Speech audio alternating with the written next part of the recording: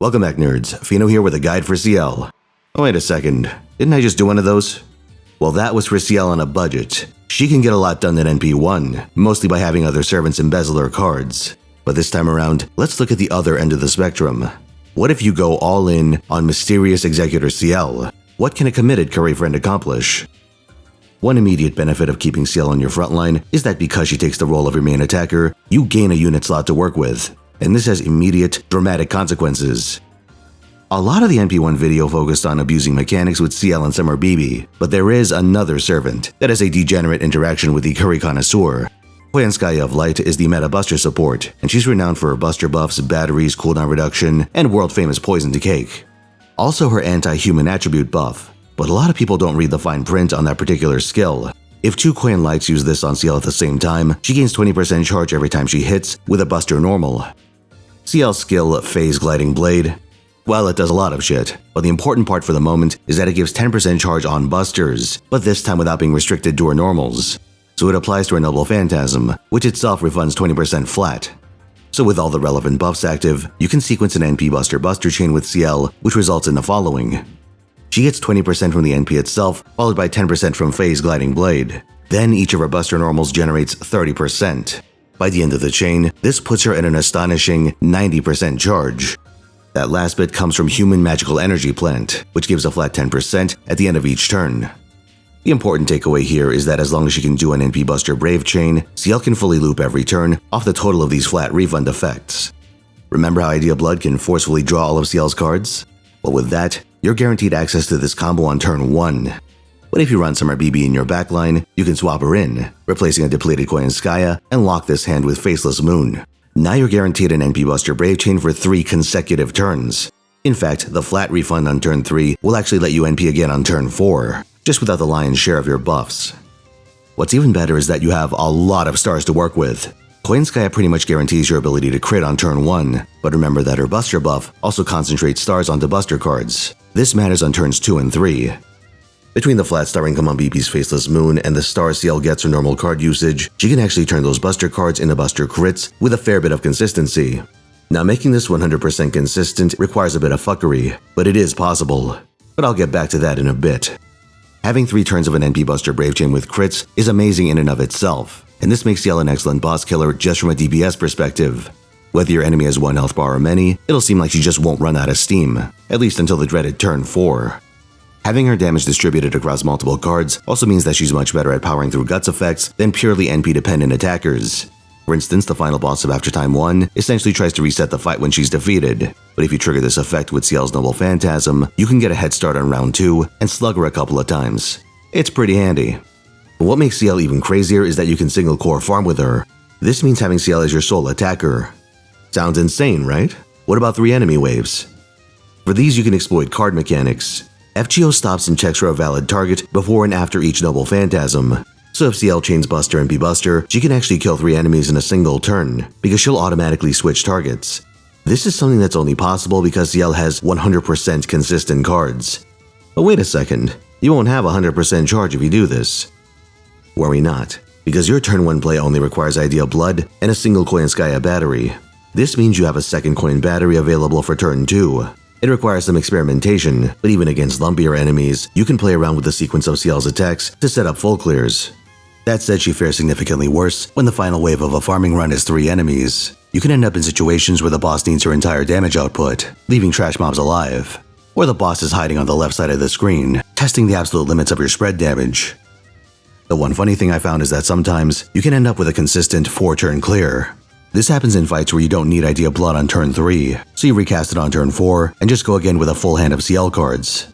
I had this happen in the Grey Lily event, where I was experimenting with a 6-slot team. It's funny, but I wouldn't recommend it. In the end, I went with Arquade in the event damage CE just to save some brain cells. Another thing to be aware of with this team is that Ciel has 6-turn cooldowns across the board. This means that with 2 Koyanskayas, she'll have a second round of skills up on turn 3. If you get a NP5, which I would recommend, then you can recast everything on turn 2. But just because you can doesn't mean you should. It's okay to recast Ciel's first and second skills, but if you mindlessly activate Idea Blood a second time, you'll actually break Faceless Moon and lose your card lock. So you should save this for turn 3, if you have a charge shortfall. like if Wave 2 has a weird composition that requires you to send your buster cards before your NP. You may have noticed that despite referencing Ciel's skills a bunch, I haven't actually dissected them on screen yet. That's because they're flooded with effects, many of which are only relevant to boss fights and other gimmicky encounters. For instance, Human Magical Energy Plant comes with a 1.5k heal per turn, 50% debuff resistance, and 100% purge resistance. And all these effects last for 5 turns, which is nuts for this kind of utility. Oh yeah, and Ciel has Magic Resistance A for another 20% debuff resistance, and Auto Regeneration for another 500 healing per turn, so she's extraordinarily resilient. And in theory, she wants all that healing, because Phase Gliding Blade actually has a stamina effect. If Ciel is above 50% health, she gets a 50% crit buff. And if she's at 100% health, she gets another 50%. And this effect works like Ash the Savior's Enmity effect in that all these buffs are applied on cast, but they can switch between active and inactive depending on Ciel's current health. So keeping her topped up actually has some big benefits, but you may have noticed a few problems. The first is that each activation of Coin Light's battery drains 1k health across your entire frontline. Now if you sacrifice the full HP buff on turn 1, you can make this up with Ciel's regen effect. The bigger issue is Black Grail. In exchange for its amazing stat line and NP damage buff, this craft essence taxes its user 500 health at the end of every turn. Now for most servants, this is a trivial price to pay, but it causes some pretty big headaches for Ciel. You see, the self-damage on Black Grail triggers after health regen, so you can't regenerate to full health while you have it equipped. But there are countermeasures you can take. A messy one is to give Ciel a healing command code. These will top her up, and it's not like her NP can crit anyway, so you lose out on less by sequencing this code to be her second card. But using command codes in this way has an opportunity cost. A more efficient solution is to use a Mystic code. And luckily for you, 2 out of the 3 swap codes happen to have heals. Both the Decisive Battle and Normal Chaldea uniform have this effect, and you can heal Ciel to full health at the start of turn 2 or 3, depending on when you need the extra crit damage the most. The downside is that you'll have to choose which turn this happens. But at least for farming, I found that I don't usually need Ciel's maximum damage output on multiple waves, at least not at NP5. Considering you're using these Mystic codes in the overwhelming majority of your team comps anyway, it's a convenient solution. By returning to command codes, one of Ciel's many perks is that because you can set up consistent access to her entire deck, you have full control over command code effects. Now realistically, your attention is going to be centered on her 2 buster cards. For default uses, crit codes like Mistress of the Heavens and Heaven's and Kurama Child are a good place to start. If you're having trouble meeting the damage check on a multi-enemy wave, consider something like Mirage on the Sea of Sand. You chain this card first to get its NP damage effect, and then Original Sin to cash in. For boss fights where the invuln is a concern, you could leverage one of several invuln pierce codes. Notably, Flower at the Apex of Heaven Crossing the Sky comes with crit damage. Anti-trait or attribute codes can also help you fine-tune your damage. The Grateful Owari increases Ciel's crit damage against divinities. Is the big enemy of 90++ node male? Try Moon Goddess in Love. Are there a lot of demonic enemies? Wisteria Scented Lady of the Court lets you hit them hard with something besides Original Sin. Are you fighting sabers? Anti-saber weapon is a thing, though Ciel has her own anti-saber weapon, which I'll get back to a bit later. Oh, here's one you're gonna like. Is there a stupid flying lizard fuck or an oversized dragon in Wave 2? Demonic Dragon of Twilight has some very nice coverage on both mid-boss type enemies and servants. If you have it, Ciel can exploit it, so don't be afraid to try out command codes that would normally be too unreliable to work into your game plan. While I focused on the attachments of your buster cards, I would recommend putting some crit damage on at least one of Ciel's arts cards, something like Brush of a Mad Painter. The reason for this is because we're not done with Phase Gliding Blade. On top of all the shit we've already gone over, the current health crit buff and charge on buster, it has 2 more effects. The first is a simple card type buff, arts and buster for 3 turns. The second is an on-hit effect that makes our arts cards apply 3 turns of healing down, have a small chance to drain charge, and also purge guts effects. Under normal circumstances, you don't really use the arts part of this equation. After all, your Noble Phantasm is much more central to your game plan, and it also removes guts. Just the old-fashioned way, with your buster crits to kill whatever's left. But if the numbers come out in a particular way that leaves your enemy hanging on with a purgeable guts, then you can save a turn by popping it with Ciel's arts card instead. The crit code is just there to give you a more favorable range. Now let's double back to Ciel's Noble Phantasm. Code Original Sin is a single target buster attack with preemptive sure hit and defense ignore. These work on your regular cards as well, as long as you fire this off first. There's also fixed magnitude super effective damage versus demonic enemies, and an insta-kill that actually works on bronze rarity enemies with no external assistance. There's an edge case where this actually gets in your way. If there's only one enemy in a wave and it's bronze rarity with huge health, proccing insta-kill will actually stop you from getting your full meter back for turn 2. In this situation, you may paradoxically find yourself not using Original Sin and just going for a Buster Arts Buster normal card chain instead. Original Sin's overcharges preemptive NP damage. Normally, you're not going to get mileage out of the higher overcharges on this, but in certain events, usually Christmas-style lotteries, the drop craft essence comes with starting charge. This opens up the possibility of Summer BB firing off Cursed Cutting Crater, with help from her own 50% battery. Her own overcharge is pretty terrible, so you can go CCC into Original Sin to get some bonus damage on Ciel. Now the enemy formation would have to be pretty strange for this to matter, but maybe it's something where the final boss has multiple small side mobs, but also enough health to require a double tap from Ciel. Then the Executor gets her NP and a single Buster crit to work with. I've talked about the card mechanics of Ciel's third skill, Idea Blood, in the NP1 video, but it has other effects too. It has a 50% battery, so you want to max it out for convenient turn 1 plays. But also for 3 hits, it gives Ciel 100% defense and a 2k heal when struck. It's easy to forget about this, but if you see her just face tank a Noble Phantasm and come out with more health than she started with, this is why. As far as protection goes, 100% defense is an amazing tool. It's only really outed by purge effects and defense ignore, and as you may recall, Ciel is highly resistant to having her buffs removed. Being a hit-based effect, it's possible to lose this to random attacks. Sucks for early turns, but with the cooldown reduction package, you can have this back up on turn 2 and you don't need to recast it right away. You can hold on to your second Ideal Blood as a reactive tool. But while Ciel herself is extremely hard to kill, her teammates are a different story. Summer BB at least has an evade to buy time, but Coin Light is infamously squishy, and I don't mean the contents of her bodysuit. Between her party health drain and lack of defensive tools, Coin Light is the weak link in your front line, and if she goes down, you lose Faceless Moon. It's not necessarily a fatal situation, since Ciel herself has such good holdout tools, but it does mean you'll have to improvise. For situations like this, consider running a backline Merlin to help you pivot into a defensive posture. Putting him in slot 4 and having Summer BB in slot 6 will make sure your swapped out Koyan doesn't get in the way. Alternatively, you could go extreme aggro with supports like Oberon or Elizabeth of the End to give Ciel one last burst of power. You can also play around with Coin Sky as equipment. Volume in her Dredge Room gives its wielder 3 hits of invulnerability and can't be purged, on account of being a craft essence. If you're dealing with Invuln Pierce, you could go with a Gut CE instead. Nightless Rose is in the Recollect Essence shop and gives between 500 and 1k health on revival, depending on whether it's limit broken. Recollections from the Tobacco Smoke is cheaper to run and can proc multiple times, but has an RNG element much like its predecessor Necromancy. But if you're less worried about pressure on Koyanskaya, you should consider King of Tsukimihara Academy. This gives a party-wide attack buff, and that's the big thing the Ciel BB team really lacks. Relatively new players can remedy this by giving Ciel herself Golden Sumo. You still want access to Black Grail, since her Noble Phantasm is necessary for distributing damage across multiple enemies and farming. But Golden Sumo does a shocking amount of work just because it gives Ciel that missing buff type. Due to her consistency, Ciel can use the 3-turn buff CEs like Codecast and the illegitimate Red Child's Dream, which give a sizable attack boost for 3 turns. So does Guda Guda Poster Girl, which gives an astonishing 60% attack even at 0 stars. So if you're one of the poor souls who in your naivete combined all your poster girls into a single copy, you're in luck. Though if your copies are separate, I'd recommend keeping them that way. It's not worth breaking such a rare and valuable tool for memes. Versus gives up to 100% anti-divine damage for 3 turns, when limit broken. But even at 0 stars, it's a pretty ridiculous amount of damage. And unlike Black Grail, it doesn't apply any self-damage. So if you're throwing down with a divinity, consider fishing this out of your second archive. If you've gone the distance with Ciel, there's a good chance you're going to make her your Grand Extra 1 servant. This comes with many perks, but the big one is that she gets a 1k stat boost that applies even outside of Grand Servant content. But for Grand Duels and other special fights, Grand Servants can equip 3 craft essences at the same time.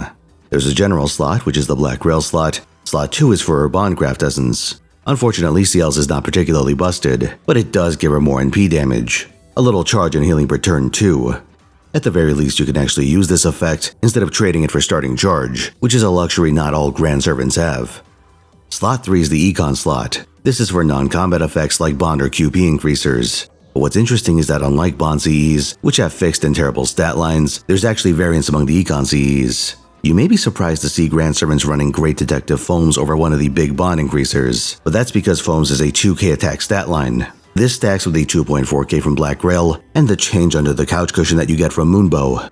Foams is a Mana Prism CE, and because it expired, you have to buy the right to purchase these for a rare prism. It's like a Hermes purse. As far as rare prism purchases go, I'd say getting the ticket for Outrage is still a higher priority, but Foams is a pretty good place to spend your second or third. If you're bond maxing Ciel, she's affected by 3 of the specialty bond increasers. Checking reports works on lawful good alignments, Chaldea Mourning affects living humans, and next year's Stitch of Sincerity helps characters with costumes. You don't need to equip or even own them, they just need to have costumes somewhere out in the world. One of the most important decisions you can make on Ciel is deciding how to allocate her servant coins, even more than the average servant. Because Ciel's gameplay is so card heavy, she lives and dies by her stat line, but that same consistency lets her abuse append skills in a way few servants can. So there are trade-offs, and this is one of the reasons why an NP5 or even NP6 Ciel is at such a huge advantage. She has more servant coins to work with. I think no matter how you play Ciel and regardless of her NP level, you need to take append 5. You don't have to max it straight away, but getting at least 1 level lets you recast a Phase Gliding Blade on turn 2, which can be relevant if there's a particularly tanky mid-boss or you have to manage 3 enemies. Just remember that at level 1, append 5's cooldown reduction is consumed by the first skill you use, so make sure to cast Phase Gliding Blade as your first action on turn 1. After this, I would actually recommend pumping Ciel's levels with Grails. I'm talking level 120, if you can swing it. This increases her attack stat, which has a wide-ranging benefit to her gameplay. After that, append 4 is a tempting target to get a persistent, unconditional crit buff. Then append 1 for extra attack damage. Depending on Ciel's stats at this point, she can go something like BBNP to kill 2 stubborn enemies and finish off a very weak third with her extra card. Not to mention that because of the card lock, Ciel can consistently use her extra in the first place. Those are the ones I'd really want, but append 2 can sometimes be relevant if you're doing like a multi-core team. I usually don't with Ciel, but it is an option if you need to run a more specialized AoE attacker for a single wave. Thankfully, you don't need to have all these unlocked at the same time. You can always just switch your active append skills as the situation requires, like transferring the extra attack append into starting charge. You ignore append 3 since it has extremely situational, anti-alter ego damage. But Ciel doesn't need that shit, because she's got something much more dangerous in her passive list. Executor Bow gives her 1.5 times damage against all sabers. I don't know what it is with Azengel and undermining archers, because they just keep giving anti-saber tools to other classes. But yeah, Ciel just does extra damage to them because fuck sabers, I guess. Apparently Mysterious Heroine X got hired to the design team. Earlier I talked about how Ciel is supposed to get enough stars to crit on turns 2 and 3.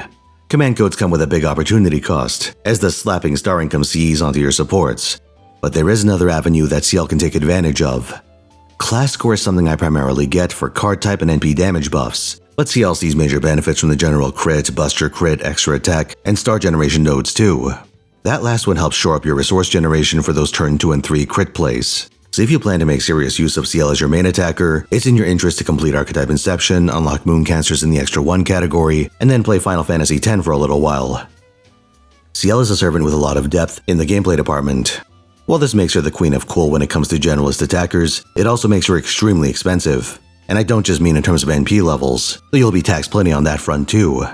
Grails, Embers, Gold Foes, QP, Servant Coins, Bleached Earth currencies, her strong though not absolute reliance on Summer BB, the craft essences she wants her allies to have.